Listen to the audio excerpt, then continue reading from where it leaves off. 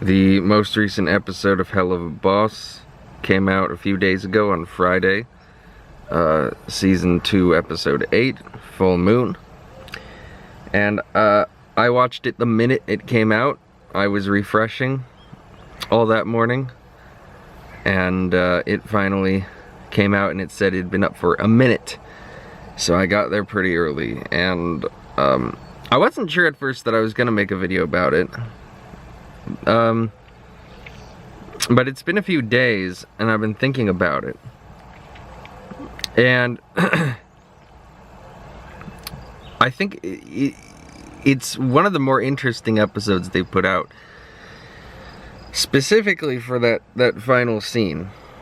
Now I think my favorite part of the episode is that beginning musical number, which was premiered at Level Up Expo, and I did see the leak of that, so I was familiar with. There really wasn't any surprise at all in this episode, because pretty much everything in this episode we'd already seen either in the trailer or in the Level Up Expo leak.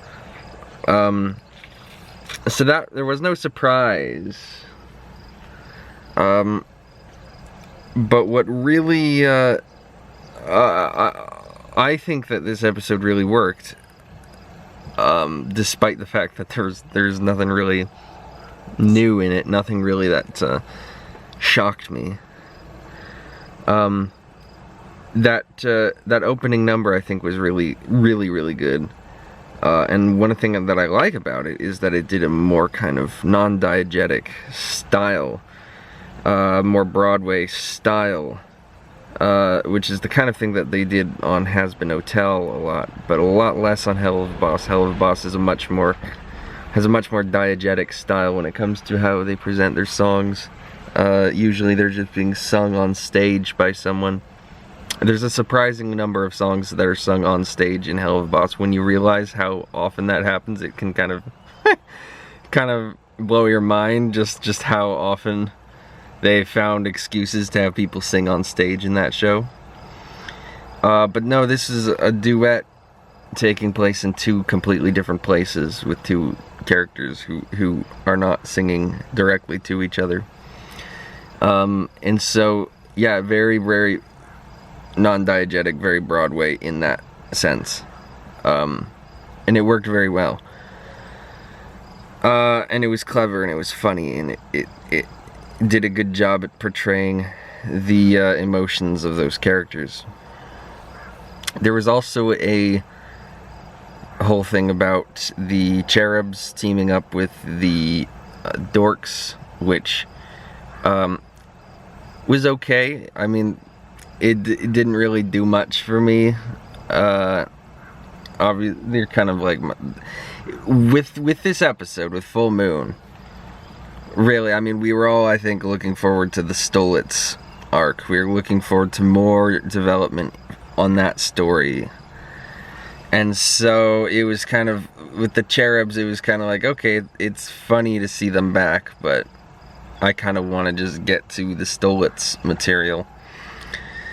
But when it comes to that ending scene was, I think, some of the most interesting writing this show has done yet.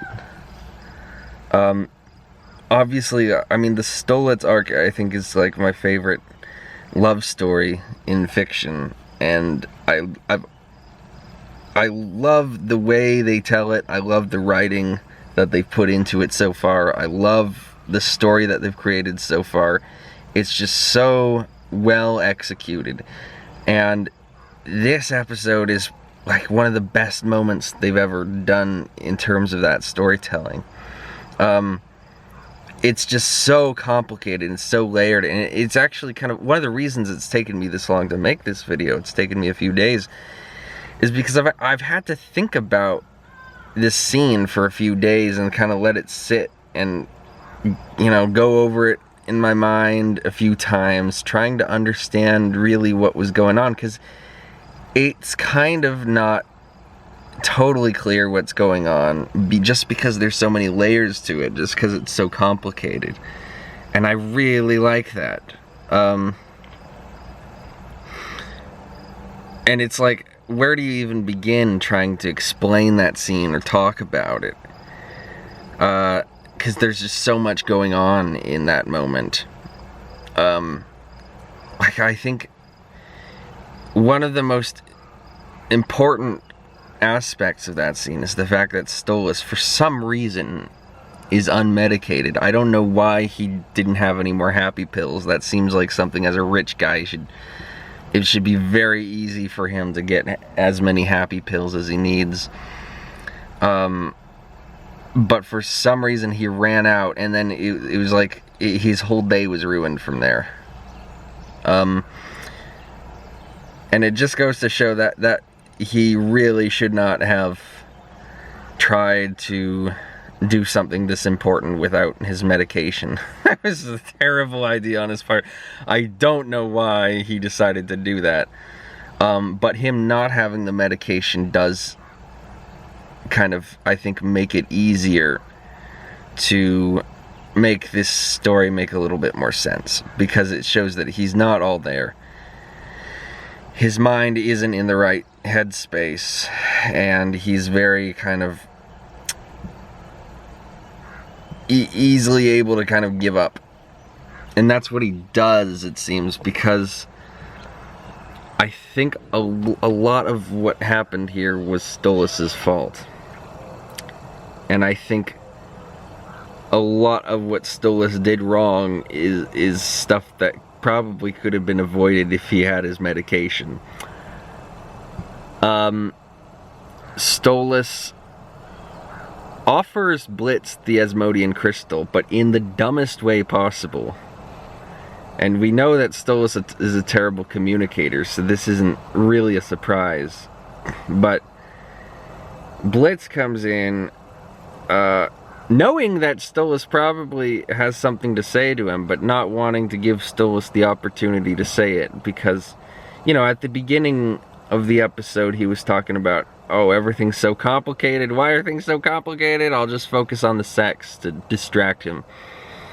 You know, dodging his questions. So it's clear that Blitz knew that Stolas wanted to say something important tonight. And probably something about the fact that Stolas was in love with him. But of course Blitz really struggles with that kind of intimacy. He's really afraid of it. And so it's not the kind of question that he wants to answer, and it's not the kind of discussion he wants to have. He's scared of having it. I think in equal parts because he doesn't want to bring Stolas too close to him, but also because he doesn't want Stolas to leave him. And I think he feels like he's kind of walking a balancing act where he has to kind of keep the status quo as it is, because he really hates the idea that Stolas would want to leave him, but he also is afraid of the idea that Stolas would want to get closer to him. So that's kind of where Blitz seems to be at. But Stolas offers him the Asmodean crystal in the dumbest way, where Blitz comes to him with all of the weird paraphernalia he purchased, which those are some weirdos. But Stolas immediately just asks for the grimoire back, which he really should not have done. That was really just unthinking, or like, he really put a lot of stress on that interaction immediately. He immediately is stressing out Blitz because he's talking about wanting to take away the thing that gives Blitz his source of income. And I don't know why he thought it would be a good idea to lead off with that. Like, why not lead with, hey, I've got a present for you, Blitz. Here, want to have this Asmodean crystal? Like, start with that. Don't be like, I want my grimoire back. Permanently this time. It's like, what? Terrible, terrible planning. Which is crazy because he was fretting so much about it. at the beginning of the episode, like, this has to go right. You'd think from all that fretting he would have figured out that you don't lead off with, hey, give me the book back. Dumb decision. But it really, like, it freaks Blitz out, which of course it would. And then it kind of, and that's interesting because then, you know, Blitz is like, what's wrong? Am I not doing enough for you? I mean, you gave me the out in these past few months. You told me I didn't have to show up, and now because I haven't been showing up, you are getting bored of me. Like, just give me another chance, dude. I wouldn't have let you down if I knew I was letting you down. You gave me the out. Just give me another chance. And so he's panicking, and he's like, eventually he's just like, Stolas, I'll do anything you want, anything, please, just let me have the book. Really not a good position to put someone in. Especially someone who you're trying to mend a relationship with. Don't start it by immediately putting him groveling at your feet at the mercy of you. Horrible idea. But then he gives Blitz the crystal, and it's like, okay, he's kind of turning it around. Okay, very bad start, but at least he's saying what he means. He's telling Blitz that Blitz is under no obligation to touch him anymore, that he can have the book, that he can have the crystal and not need the book and not need him, and he is free to be whatever he wants. But also that Stolas still wants him. And that was one of the things that people were speculating about, was that maybe Blitz will take it the wrong way. He gives him the crystal, like, now you don't need me, and then Blitz is gonna be like, oh, he doesn't like me anymore. He doesn't want me anymore. But that seems to not be the case, and I think it's interesting they didn't go that direction, because Stolas does make it clear, to his credit, he does communicate this time. He does make it clear that he does want Blitz very much. Even though Blitz doesn't need him financially anymore. So that's at least something. That's good. But then this is where it gets interesting.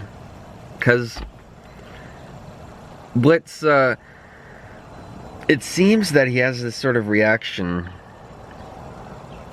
where, again, it's like he wants to keep the status quo, even though he's never been comfortable with the status quo. And that's the other thing, is like, he's always kind of been uncomfortable with the transactional side of the relationship, and he's always kind of felt used, and he's always kind of felt like Stolas is just this rich asshole who, you know, exploits him because he's an imp. But then at the same time, he's deathly afraid of changing that status quo. That status quo is very comfortable to him, even though he's always been kind of resentful of it. And once he's been given this kind of freedom, it's like, now we're opening up the door to, oh, this actually has to be a real relationship. And I actually have to kind of show that I care for him. And I think that's kind of threatening to him, because he doesn't like going into those areas. Those are scary areas for him, and we've established why that is so far. And so he's panicking, and then in that moment, he's like, the way he deals with that is he's like, oh, you're fucking with me, aren't you? This is some role play. Well, I can play along, haha. You know, just trying to make a joke out of it. And then Stolas, this is where Stolas fucks up for the second time, because Stolas is like, alright, I see how you feel. No need to say more. You've made yourself very clear. That you can't possibly imagine the idea that I would love you, Blitz. That it must be some game to you. It must all be about sex. Oh, how have I gone so wrong that you cannot see? You know, he's like being all melodramatic about it. And you know, fair enough for him being kind of upset. But this is why he should have taken his fucking medication, because Because he's not really understanding the trouble that Blitz is having, and how could he, in a way, because they don't ever communicate with each other, and that's a huge issue, is that there's so little communication between them. Like, it just seems like Blitz thinks that Stolas has such an easy life, that he's this rich prince who can do whatever he wants and is totally in control of his life, and he's not at all. Stolas has a horrible, miserable, his life has always sucked from the very beginning. And that's something that Stolas has never really been able to communicate to Blitz. It's like he's never thought of communicating it to Blitz. You know, how happy Blitz has made him and kind of set him free in a way.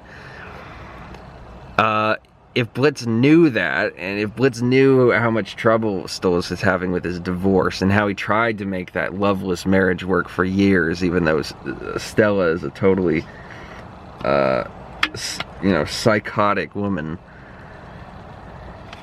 and he tried to make it work just for Octavia, but now Octavia resents him because she thinks that he's responsible for his marriage falling apart.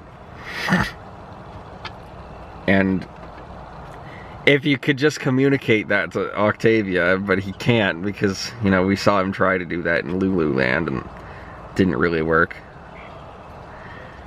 But he's got all these issues, and he's had such a miserable life. And so there's so many ways that he could, I think, connect with Blitz on that level, that they could understand each other a lot better. And they just don't, because they don't communicate. And it's bad. I mean, it's kind of the root of a lot of their issues together. Stolas is kind of in this defeatist mindset where, you know, like after he tried taking his pills and there was nothing left, the next moment we see of him is like, I'll fucking die alone if this doesn't go well. So those thoughts are in his mind, like, this is doomed to failure and it's gonna be horrible. And so he has this very defeatist mindset going into it, and this just confirms it for him. He's like, oh, yep, Blitz can't imagine that I would ever actually love him. He must just I mean, I don't even really know what the conclusion. I guess he must think that Blitz doesn't want him.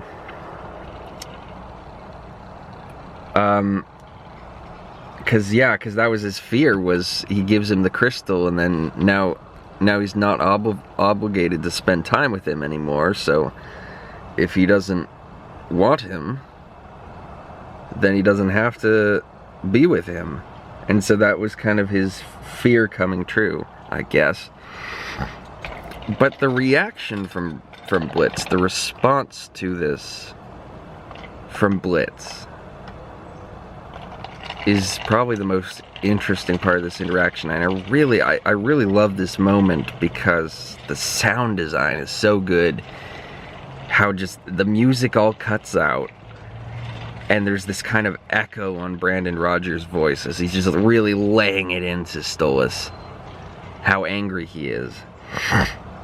And he's kind of right to be angry in that Stolas was so defeatist that he just like gave up immediately. He was like, alright, I'm gonna fuck with Blitz by telling him I'm gonna get rid of his access to the grimoire, and then I'm gonna surprise him with this feeling shit that I've never actually truly expressed before. I mean, he's given hints and stuff, and he's made overtures, but he's never actually confessed his feelings. And then Blitz has to just immediately know how to process this right away, and because he doesn't, then Stolas is like, alright, I have my answer, you need not say more. And it's like, what the fuck, man, just give me some time to process this is not fair. But Blitz does kind of overreact to it. He gets way too angry. And he starts talking this, you know, this thing about this image that he's had of Stolas as, just as I said, the rich prince who is in control of his life and doesn't need to care about anything, doesn't respect imps, which just isn't accurate, but it's kind of, I think it's how Blitz likes to think of Stolas when he's mad at him. I'm not even sure that Blitz actually thinks of Stolas this way, but it's just how it's his kind of perception of Stolas when he's mad at Stolas. And of course this, you know, hurts Stolas' feelings greatly, because Stolas doesn't realize that the reason Blitz is saying all this, the reason Blitz is so angry, is because he's so in love with him. That's the thing, is we as the audience know the reason why Blitz is saying all this stuff, the reason why he's so angry, because he just feels like he's getting like jerked around from one thing to the next, and his feelings are kind of getting tormented. And he's like, just you know, don't fuck with me like that. Don't act like I don't love you just because I responded weirdly to your confession of love, you know. But it's really complicated, I guess, because I think we can see how you know, Blitz just is what he is. He has a personality disorder. He has extreme insecurity and self-centeredness, and so it's like he's gonna be what he's gonna be for the time being. Stolas doesn't really have that, but he's just a really poor communicator who has depression. And so we can see how both of them are making mistakes in this interaction. But I think the final mistake on Stolas' part was when Blitz was trying to apologize to him at the end. He was trying to apologize to Stolas at the end, and because he saw that Stolas was actually serious and gonna walk away, and Blitz is like, wait, Stolas, hold on. At that moment, Stolas could have turned around and listened to Blitz, and he didn't. I guess it's because I guess he just needed to cry, because, I mean, that was a horrible thing that Blitz said to him. It really, really, really hurt his feelings, and it, you know, fair enough. But it was just like, if he had stuck around just a few more minutes, I think that Blitz could have saved that interaction. Because we've seen that Blitz has the capability of doing that, like with Fizzarolli. You know, it took a minute for him to kind of get to the point with Fizzarolli where he was able to apologize to him. But he did eventually, he was able to do that. But yeah, I mean, I don't think that the fault of this interaction really lies on just one or the other. I think Blitz, his biggest mistake was just being so unempathetic and being so so mean, unnecessarily mean. and that kind of shut the door on him. And I think that Stolas' mistake was, one, not taking his fucking medication, and two, just being too quick to kind of fall into the melodramatics of it all, instead of keeping a clear head and being patient with Blitz, which is what he needed to do. He was just way too fast. He was jumping to conclusions. He was like, okay, say no more, I understand. It's like, no, you don't understand. There's layers to this. But yeah, just the whole setup, the sound design, the visuals, everything about that scene was really well communicated. And complicated enough that it's something that you can just kind of sit with and have different kind of thoughts about and conclusions about as you think about it.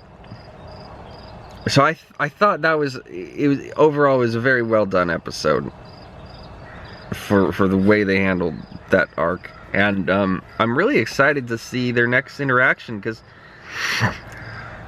we saw that part in the trailer where Stolas was singing on stage with Veronica, with that fuck Blitz writing behind them. That's pretty funny. I kind of like, I don't know if it's going to be a hallucination during the Ghost Fuckers episode, because there were pumpkins, so that's a possibility. I want it, though. I kind of want it to be more of a B plot during the Ghost Fuckers episode. I kind of like the idea of Stolas doing drunk karaoke with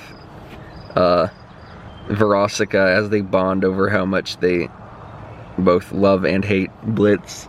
I think that would be really fun. It's probably not what it's going to be, though, because I have a feeling Apology Tour is going to have something to do with Veronica, just because the word tour is in the name. And there are scenes with Blitz interacting with Veronica in the trailer. And so that tells me that maybe Blitz is going to make amends with Veronica in Apology Tour. I also have a suspicion that it has something to do with him trying to apologize to Stolas, because that's what he was trying to do at the end of that scene in Full Moon anyway, and that would be kind of a logical next step for him if he feels that he does want to save their relationship after all. But who knows? Who knows where it could go? And then I'm really excited for that